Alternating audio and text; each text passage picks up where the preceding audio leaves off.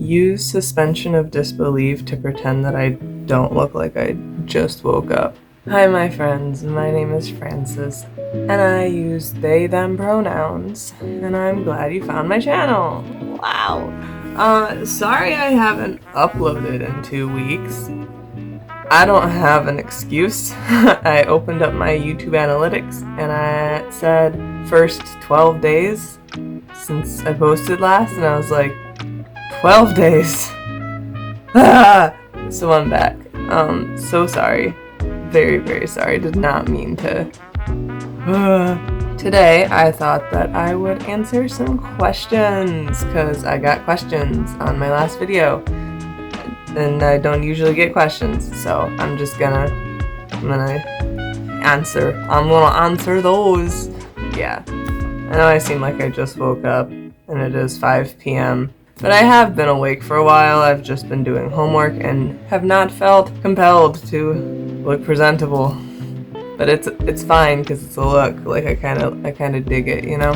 I have had a friend of mine ask me questions as they try to figure out who they are, and I have had a subscriber comment me a list of questions, and I have had a person ask me a question that I haven't answered, even though they asked it to me like way back in the day, but I'm terrible.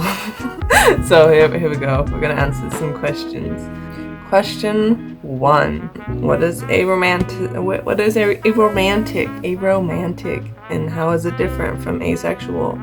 And basically, there is different kinds of attraction one can feel. One is obviously sexual attraction, and one is romantic attraction. Basically, like, if you're aromantic, you don't necessarily have attraction to people romantically. Being on the ace spectrum means you don't feel that kind of attraction. So asexual, you don't feel sexual attraction. Aromantic, you don't feel romantic attraction. Second question was, how did I know I was non-binary? I have 2 videos. I don't know if that worked at all because I don't know how to do that, but I have a few videos up already about like my non-binary experience and journey and all that stuff.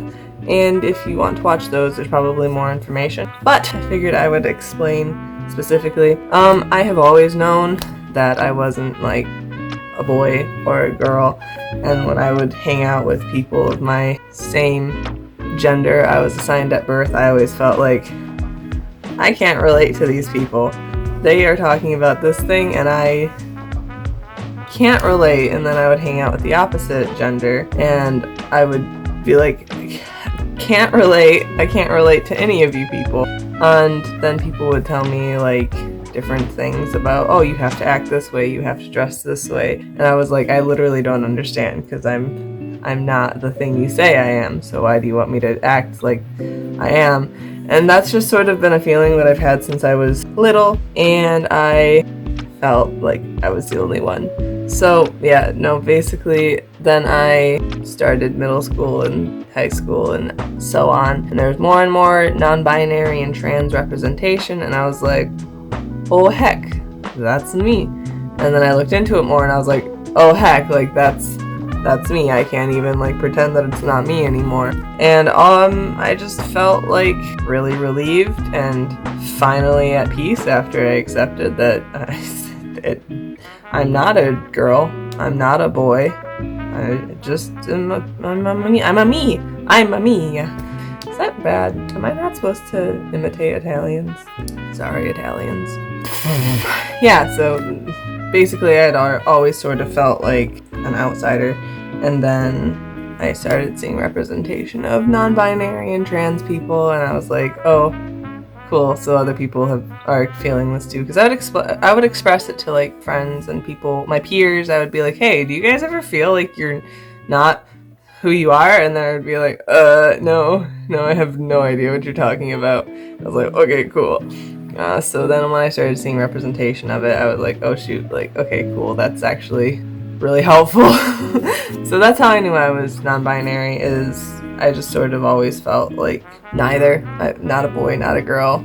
And then when I saw representation, I was like, yep, nope, not a boy, not a girl. There's also demi-boy and demi-girl, which is like, I have a friend, and they have expressed it as, their gender as girl adjacent.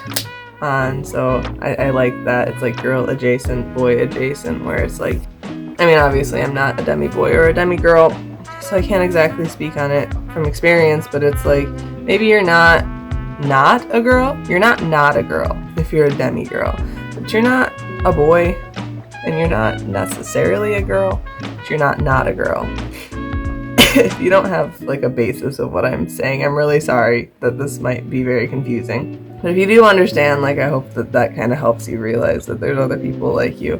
I got the question a long time ago, which was, what is the difference between the different multisexualities? There's 4 multisexualities that I know about. And again, if you don't have like a grasp on sort of gender and sexuality, it can be kind of hard to follow along, and so I'm sorry about that. Bisexuality is basically you are attracted to 2 or more genders. That's like the definition. And you sort of like people based on gender, but regardless of gender. Pansexuality is like you genuinely don't have a preference. Like a person is a person. It's not like, oh, you know, I'm attracted to boys and girls, but I really want a girlfriend. Like pansexual is just like, yeah, no, I just want a partner. I like people. People are cool. While bisexuals, it's like a bi meme for bisexual women, where it's like, I am attracted to men, but I want a girlfriend.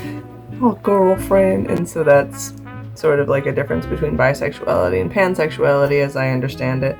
Omnisexuality, it's less talked about, but it's like you are attracted to gender. It's like you're attracted to different people in different ways. So maybe you're attracted to girls specifically in a way that you are attracted to girls. Like you're not attracted to boys the way you're attracted to girls, and so on, with all gender variants or whatever. And then polysexual, I only laugh because polysexual was on a step to me figuring out who I actually was. Because at first I thought like the opposite. I thought I was attracted to men and not women, but I was really just running away from myself. And so I was like, well, I am attracted to non-binary people, so I mean, I'm just not attracted to women. And so I identified as polysexual, but also that always gets confused with polyamory, which is dating multiple people or like just not being with one single person. But polysexual is different than that. That is that you're attracted to more than one gender. Polysexual is that you're just not attracted to only one gender, but you're not attracted to all genders. And like you can choose how you identify, because technically I think you could call my sexuality or my romantic attraction polyromantic? I'm getting confused. I know what all these words mean, and they all are important and valid individual identities, but it can be a lot. I understand and appreciate that it can be a lot if you're trying to figure it all out from where you are right now. And us in the community, I think we're still trying to figure it out too. There's a lot of, it's not new, but it being accepted is new. So we're still, as a community, I feel like trying to figure out what all would serve the most of us. So like there's a lot of lack in gender neutral terms, and so people are like, well, if you're not a boy and you're not a girl, like what should I call you? And then the people are like, oh, call us NBs. And then other people are like, do not call us NBs. Don't do that. Shut it down. That is not a cool term. And so like there's still a lot of discussion happening, which makes these videos kind of hard, but also in my humble opinion, like I think that it's cool when people are trying to express the terms we have currently. That was kind of a tangent, I'm sorry. But yeah, that's the difference between all the polysexualities that I know of. I'm sure that there's more multisexualities. Okay, and then we're moving on to the questions that my friend in the comments section left for me so kindly. And this is a lot of questions. I love them all. They're so great. Okay. What does dysphoria feel like? Starting off strong. So, I've been trying to figure out a way to explain what dysphoria feels like to someone who's never felt it before. all of the analogies I can think of relate to pain, so that's probably pretty telling. I don't know if this deserves a trigger warning. Like, I guess if you're really upset with thinking about, like, body stuff, like, I'll put a one you can skip to in the description. I feel like I've said that a few times and then I don't put it in the description. If that happens, like, just tell me. I'm so sorry. You know when you're watching a show and you see somebody, like, get hit and you can, like, you kind of cringe. Like, it doesn't physically hurt, but, like, it hurts your soul and you're like, oh god. And, like, if it's really bad, like, you can really feel it and you're like, oh, I can't even look at the screen. I have to walk away. Like, I can't do this. That's kind of what dysphoria feels like. I think that's the best explanation I've thought of so far. Also thought of it and in terms of I have, like, a hidden disability. It has yet to get diagnosed, but it's not fun. And a lot of people don't believe that I'm disabled or they think that I'm, like, just trying to get out of stuff when I, for example, have a fatigue attack like I did yesterday. That was not fun. And people just think I'm being lazy sometimes. And that can be really hard. And it's like, if you're sitting there unable to move or function and people are just telling you, like, you just need to move and function and you physically cannot, that's kind of like that feeling of, like, you're telling me to do this thing, but this thing, it cannot happen. That's kind of what dysphoria feels like. Like, if somebody's like, you're a girl and you're like, you're telling me this thing, but it's not happening. Like, it's not what it is, and you're just not, like, understanding, and it makes me upset because I don't know how to explain it, and it makes me upset because you don't understand and you're trying to tell me to do stuff that I cannot do. I can't do it, bro. Stop telling me to do stuff I can't do. Those are my best definitions of what dysphoria feels like. Euphoria. Oh, euphoria is amazing. Gender euphoria. It feels like, okay, you know, like in a movie, I keep thinking of movies because there's a lot of emotions portrayed in movies. But you know, like in movies, when the person finally gets the confidence to, like, do things and, like, they walk around, like, they strut their stuff and you're just like, holy cow, look at them. That is a powerful human being. Like, that person will take on the world and win. Like, that just, like, emanating power and strength and beauty and all this stuff, like, just where you're watching and you're like, oh, holy cow. It's like looking in the mirror and feeling that. Like, you look in the mirror and you're like, look at you, like, you could take on the whole planet. It's more than just confidence, though. It's also like a resolution. Okay, it's like you're doing yoga, constantly doing yoga, and you're stuck in this pose and your yoga instructor is like, you can't move, and you've been in this pose for so long and, like, it's past the point of being healthy and you're just, like, tensed up and you're like, I hate this. Your muscles are quivering and everything sucks. And then the yogurt constrictor, the yoga instructor finally says, okay, you can relax, and you just go, and you just, like, fall to the ground and, like, your muscles are just like, oh my gosh, everything's finally okay. I thought I was gonna be stuck like that forever. Or, like, when you get home from work and you, like, kick off your shoes and just plop on your bed and your cat comes and lays on your stomach or something. That's kind of what it feels like. It's like that, but if work was being who you're not, and if yoga was being put into a dress that doesn't fit you. I know this is all, like, very vague concepts, but it's also, like, hard to describe, so hopefully that makes sense. How does one know whether their feelings are romantic or platonic? This is such a good question. I also feel like I'm gonna have to make this into 2 videos because this is not going to fit on my phone at full length. Feelings are romantic or platonic. I am 21 years old and I have been asking myself this question for a very, very long time. thought I had platonic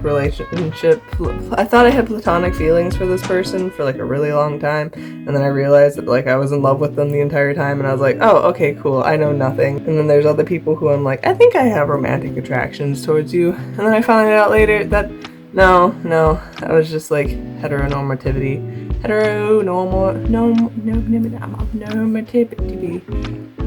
Oh, I can't talk. Words don't work for me. I find that to figure out if you have romantic or platonic attraction, just sort of like think about the person and what you want from that relationship. Like, do you want to marry them and live with them forever? I mean, that can be dramatic, and some people don't ever want to get married or live with someone for forever. But like, when you think about the person, is it like how do you want the relationship to progress? Like, where do you want the relationship to be? And like, seriously take that to heart and like think about it, and think about, try not to idealize the person. Don't think like, oh, everything would be perfect if I was dating them, because that doesn't happen. And just overall think like, do I actually want to pursue something special and meaningful? Like, platonic relationships are special and meaningful too, so it can be hard, but like, you're like, do I want to make this person like my person? And you can have multiple people that are your person like that. Like, you can be polyamorous, but looking at these people, you're just like, do I want to, like, what do I want from this relationship? This is a super stupid example, and I used it in this video, but in my youth, I used to watch Wolverine all the time. I was obsessed with the Wolverine. He's like my favorite. And I was like, clearly I want to marry the Wolverine. And then later, as I grew up, I was like, I would say that, but like, I never just imagined like cooking dinner for him or anything. Like, I know that sounds silly and it's really small specific stuff, but that is like what it is small specific stuff sometimes. And in actuality, I wanted to be the Wolverine. Like, I just wanted to be him, or to be his best friend. Like, I never wanted to date him, but I didn't realize that. It can be really hard if you're not straight, I think, especially. No, I'm not gonna say that, because I feel like if you're straight, it's even harder, because then every single relationship you have with the opposite gender, people are going to act like you're in love with that person, and it can be hard to like figure out what you actually want and actually have with that person. So no, it's hard. It's hard in a world where people think that you're attracted to everyone you love. There's lots of kinds of love. There's lots of ways you can love a person. And I think communication with yourself and with this person potentially could be very, very important for figuring out if you have platonic or romantic feelings for them. Next question. How does living in a heteronormative society affect the time it takes to realize you're gay? Whoa! It takes a very long time. I had a roommate once show me an article about compulsive heterosexuality, which is that we have been so ingrained into believing we're supposed to have heterosexual, heteroromantic attraction, and that we're supposed to have hetero partners, that it can be very hard, because even in a very accepting society as we are in now, it's like there's still so much. Like, just since I came out, like, there's been so much, and it's 2022, and there's still people who are homophobic and transphobic and will treat you like trash, and you aren't sure, like, maybe if you're this person or that person finds out you're gay, like, maybe it'll ruin your life in some way and you have no idea. It can be very scary. Also, if you come from a religious background, it can be terrifying. Like, oh, it's so scary. Like, hearing people that you love tell you that you're going to go to hell for who you are. Like, you shove those feelings as deep inside your soul as you can,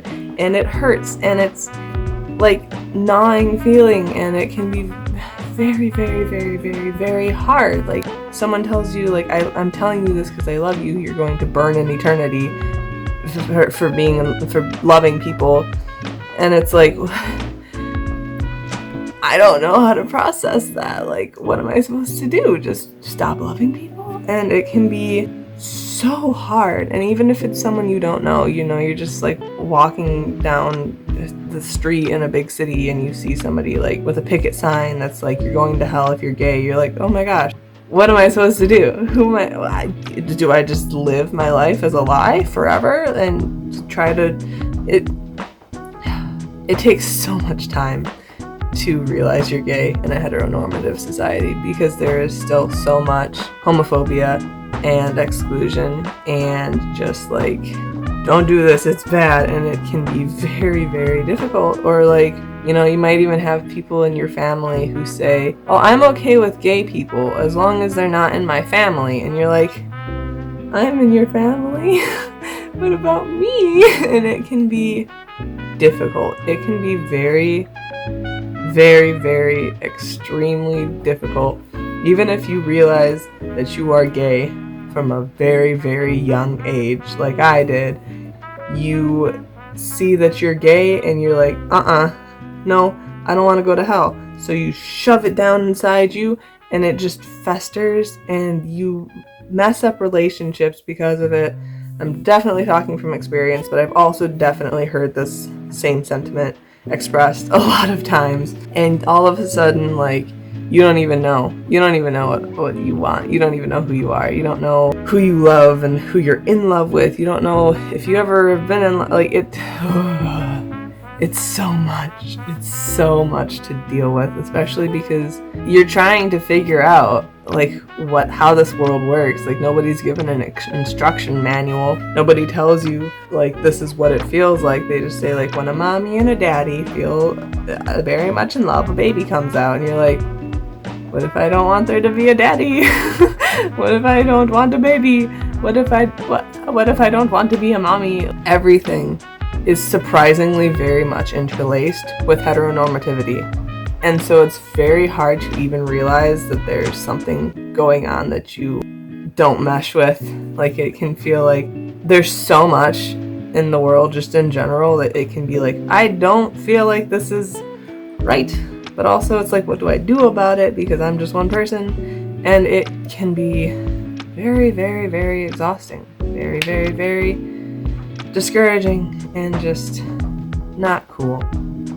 So how does living in a heteronormative society affect the time it takes to realize you're gay? Well, in simple terms, if you're straight, that's the default. That's what people expect of you. You don't have to come out as straight. You don't have to go, Mom, Dad, I'm straight.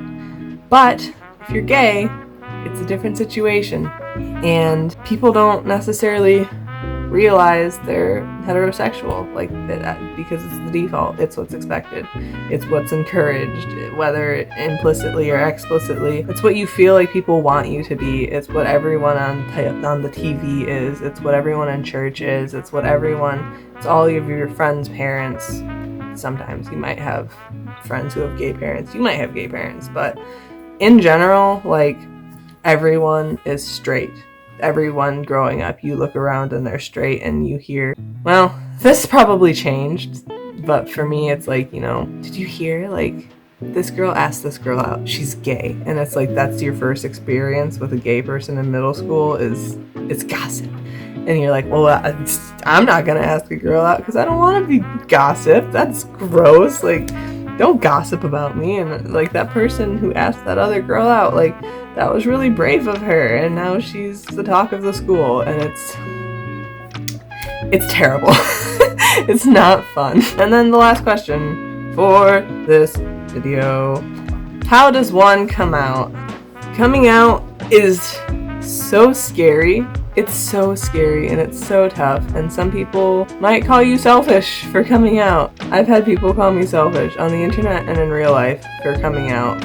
Coming out is a very, very personal experience, and it's one that takes a lot of work to figure out how it would be best for you to come out. When I first came out to my Snap story on Snapchat, I made a video. There was Doctor Who music in the background, and I had drawn out, and I was like, hi friends, I'm non-binary, I use they, them. Well, I didn't say they, them, because I didn't use they, them back then, but I was like, I use these pronouns, and this is the name I prefer, which is no longer the name I prefer. And I was like, please don't hate me, and then I drew like a non-binary flag, and it was super well received. Like, I don't think there was anything negative about it. And then later I just sort of brought it up in conversation with people in my life, where I'd be like, I'm gay, and they'd be like, okay. And then I made a very long, lengthy Facebook post about it, because I figured on Facebook there would be people who were less receptive, and that was accurate. And the hard thing is about coming out is, unfortunately, for a lot of identities, you will constantly be coming out. For non-binary people who use they, them pronouns, every single time you tell a person your pronouns, you're basically coming out. It's terrifying because you never know how they're going to react, but it's like, oh, hi, I'm Francis, I use they, them pronouns. I come out every single video that I make. Every single video I go, my name is Francis, I use they, them pronouns. That is me immediately coming out to whoever is watching my video. If it's the first video that they're watching, I just came out to that person. And when I make TikToks and I think that it might possibly get traction, it never does, I put they, them in the corner. That is me coming out to every person who sees that video, and it can be a lot. So how does one come out is a very big question that there is not one answer for. When I wanted to come out, I was looking for one specific answer. I was like, tell me word for word what I'm supposed to say right now. It's not really like that. It's not that simple, sadly. I started on Facebook by changing my pronouns to they, them, changing my name from my dead name to a semi-preferred name. And nobody really noticed, and so then when I made my actual post, people still didn't notice. Like, there's a lot of people who still don't know who have me on Facebook, because Facebook isn't going to show it to everyone. And so there's still people who I see that I haven't seen in like forever, and they dead name me and misgender me, and I have to come out to them because it's so dysphoric to hear those things said about me. And so, yeah, coming out can be a very, very difficult process, and it can be a constant process for some people. If you're gay, and there's this thing where it's like, you're dressing gay, and people are like, that's not very progressive. But in the same time, like, you kind of dress gay so that people know you're gay, so that you are less afraid to verbally come out. Like, it's hard. Like, I have these rainbow socks. That's kind of me coming out. I have they, them pins. I have rainbow flag pins. It's in hopes that when strangers see me on the street, if they think that my backpack is cool, they don't turn to their partner and misgender me. I know that is ridiculous and not how it's going to happen, but that's sort of the hope. And it's difficult. It's difficult. How does one come out? Difficultly.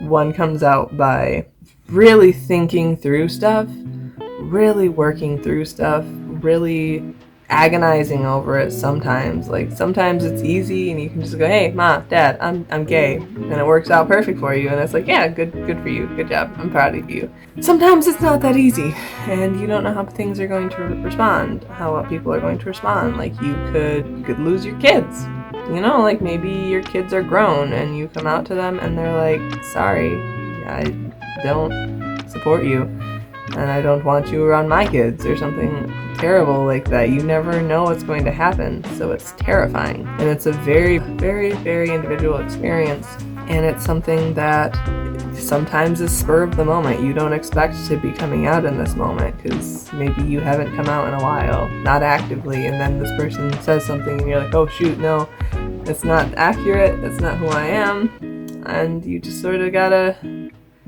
feel your way through it, and you get better at it.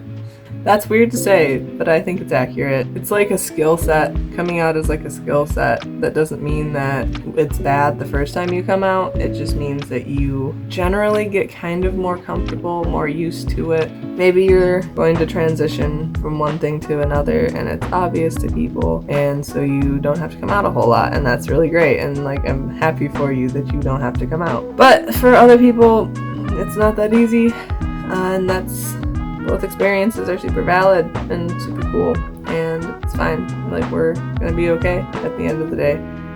And it's scary.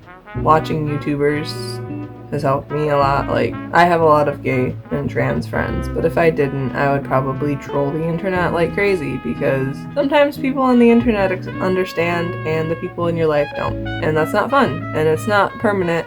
It's okay. Like, it's not okay, but it will be okay. So how does one come out? You just say, hi, I'm gay. Hi, I'm non-binary. Hi, I'm trans. That's how you come out in the most bare bones. But in practice, in actuality, in the moment, it can be a lot less fluid. You might get chopped up on your words, might not be able to say the thing you want to say, and all of a sudden you're making a fool of yourself and all these things, and you feel like it's the end of the world, and it can be very hard, very difficult, very sad. You can lose friends over it, and it's terrifying. And I meant to say things that are encouraging, but I also do want to be legit. Like, there can be bad things that come out from coming out, but at the end of the day, everyone who I know who has come out, I think is a lot happier since they came out. Once you start to love yourself and accept your true self and not feel like you're walking around on eggshells and around people where you're like, oh, I almost said a gay joke. There's so many times that I almost said a gay joke before I was out, or I almost said like I'm not this, I'm not that, I'm non-binary type joke. And ever since I came out, like, it's been hard, but it's also been so worth it. I wouldn't go back on it at all, ever. I never want to live the way that I was living again, because this is so much better for me. It's so much freeing. It's wonderful. It's beautiful. There's a reason we have pride. It's because we have accomplished a lot. We have crossed many mountains just to exist. And we're wonderful and beautiful and strong. And yeah, so this question took a lot longer on than I expected, but I hope that was a good answer. Thank you guys for watching. I seriously love you guys like crazy. I really appreciate you. And drink water, eat vitamins, eat real food that aren't just vitamins, get enough sleep, take care of yourself, do some yoga or something. And if you have anything else that you want me to talk about, just drop it in the subscription. Drop it in the description, because you can edit that. No, just leave me a comment and I will get back to you eventually. Sorry, I have not been good at that, but I'm gonna edit this video, post it, edit a second video, post it, and then I will be up to date with your guys' questions.